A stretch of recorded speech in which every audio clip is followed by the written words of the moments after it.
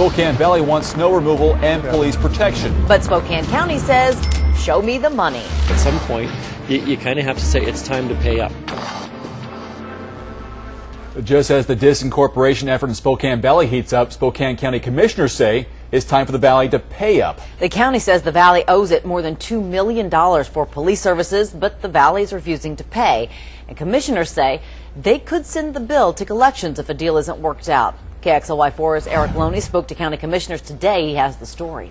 Now, Spokane Valley Mayor Rich Munson declined to comment for this story. He would only say that he's not going to negotiate in the media. County commissioners are comparing this to a renter who doesn't want to pay all their rent, and they're saying this is so bad the county is looking at possibly a lawsuit, possibly sending it to collections, or even making the valley prepay for services like snow plowing this winter. The county and Spokane Valley are at odds over how much the valley should pay for its police department. The valley contends the county is charging too much.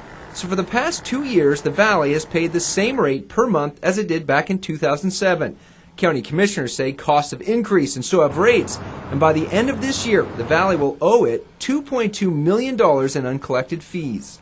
It's like a renter that you know you're expecting $500 a month. They pay you $350 every month, and it keeps going. You keep saying, "Well, wait a minute, it's supposed to be more," and the renter doesn't want to talk about it. The renter doesn't respond to written requests, and the renter doesn't want to meet with you to discuss how to resolve the problem. And that's really where we're at right now. Spokane Valley Mayor Rich Munson declined to comment for the story, but in an email to Todd Melke, he wrote the issue should be handled in mediation. But Melke says a lawsuit is what might be next. If it means litigation to collect and sending it to collection, if you will, then I think that's our next option. And Melke says until the county is paid, the services it provides to the valley, like snow plowing for next winter, could be impacted. If the history that we're developing with Spokane Valley is they're either going to be a late pay or a non-pay, we may have to look at the option that in the future everything's a prepaid basis.